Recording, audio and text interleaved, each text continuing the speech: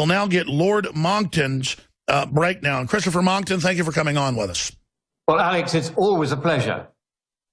Where should we start? I threw out about 10 different topics there, but I know they're all intertwined. What is the state? I think one of the most topical ones, obviously, is this Paris business, the bombing that happened there, and 150-odd people killed, hundreds more wounded. And then, as you say, at this Greece versus Turkey football match, the Islamic fans there chanting Allahu Akbar almost in a triumphalist way in what was supposed to be a minute's silence in respect for the souls of the dead who've been killed.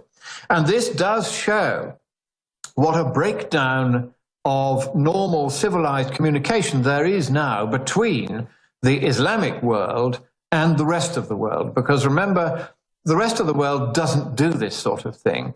Something like 95% of all acts of terrorism worldwide over the last quarter of a century have been and are and continue to be in the name of Allah. They are by Islamic extremists.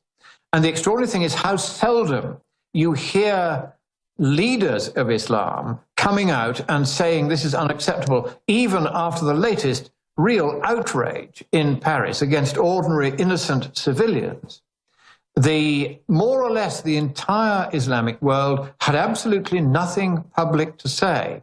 There was one little group of scholars that said something and one imam that said something, but basically very, very little was said by the supposedly moderate Islam supporters, Muslims, to express their disdain for the terrorists who blew these people up. Now, one of the things that we did, I think very successfully, in dealing with the terrorism in Northern Ireland, which was the last big bout of terror that we had in the UK, and that lasted from about 1969 until roughly the mid-80s when Margaret Thatcher began to get on top of it.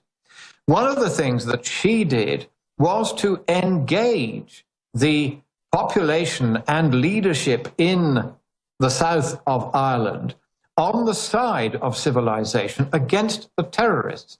And once it was clear to the IRA terrorists that they no longer had any shred of support, either from the Irish government or from the Irish people, that is when they imploded. And we've got to work the same trick now with Islam. We've got to say to the mullahs worldwide, every time there is a terrorist act, we expect you to get onto your local TV station, get into your local newspaper, get into your pulpit and preach against the terror. And if we see you doing this, and if they see you doing this, they who are claiming to act in the name of Allah, if you tell them they're not, and that they have no support or comfort from you, that will make a big difference. I'm afraid we also have to point the finger here at Saudi Arabia, because through oil funding of the Wahhabist, very extreme Wahhabist sect, they have set up Wahhabist madrasas, which are schools for children, right across the Islamic crescent, all the way up through all the stands at the south end of Russia and up to Pakistan, and right across the Far East as well, in places like Singapore and Malaysia, which have heavy Islamic populations, all the way down through northern to Central Africa, again, heavy Islamic populations. And here, these Wahhabist madrasas, which are virtually invisible, nobody seems to realize they're there, but they're there now by their tens of thousands. And in those madrasas, all they learn all day for 5 or 6 years is how to recite bits out of the Quran and how to hate the West.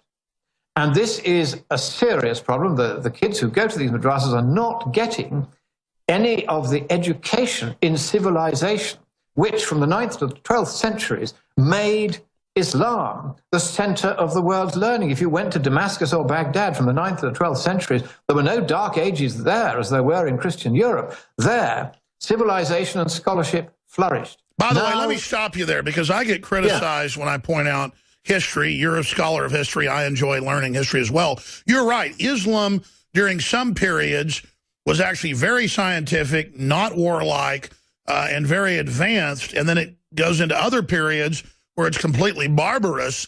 And so there have been periods where the Middle East was a light in the world. How could we get back to that? That, of course, is the absolutely correct question. And I think we have missed one or two tricks. Let me give you an example. You remember the Charlie Hebdo episode again in Paris, just in January of this year, where 19 journalists doing bad cartoons were shot up by a pair of Islamic brothers, again hollering Allahu Akbar as they went in with their machine guns and mowed everybody down indiscriminately. And of course there was, rightly, outrage at that. But we did two things wrong in response to that. First of all, we should have got together, all the newspaper editors should have got together and agreed that they would all print one each of these cartoons, so as to say to the terrorists, now that you've done this, you have spread the cartoons rather than shutting them down. In fact, the opposite happened. Nobody would print the cartoons, and even Charlie Hebdo itself said, well, we can't go on drawing these. Facebook wouldn't let us share them. We tried to put it out. And who wouldn't let you? Facebook wouldn't let us share them. We tried to, and not because we wanted to bash people's religion. That is the trouble. You see, we are being craven in the face of terror, and that is always a mistake. It simply encourages the terror if you do that. And in Britain, we had the same problem because the police were going around interviewing news agents where people have been trying to buy copies of Charlie Hebdo, asking for the names and addresses of the people who wanted to buy copies of Charlie Hebdo. That was completely the wrong response. But the other thing we got wrong, and this, if there are any of our Muslim brothers and sisters listening to this, let me say something that I think you would like me to say, and it's right that I should say it. I said this actually when I was preaching to the undergraduates in Churchill College Chapel at Cambridge just 2 weeks ago. And I said to them, look, the other trick we missed when the Charlie Hebdo thing happened is we didn't point out, as we should have done, that some of those cartoons, one or two of them, they weren't just bad, they were gratuitously offensive. They were deliberately, maliciously evil. They were really, really nasty cartoons. And they should not have been printed. Because they were so pornographic. Because it was combining pornography with insult to the deeply held beliefs of Muslims. And that is not appropriate in any civilized society. That should not Sure, well, it happen. shouldn't be in a free newspaper put on newsstands. I know that.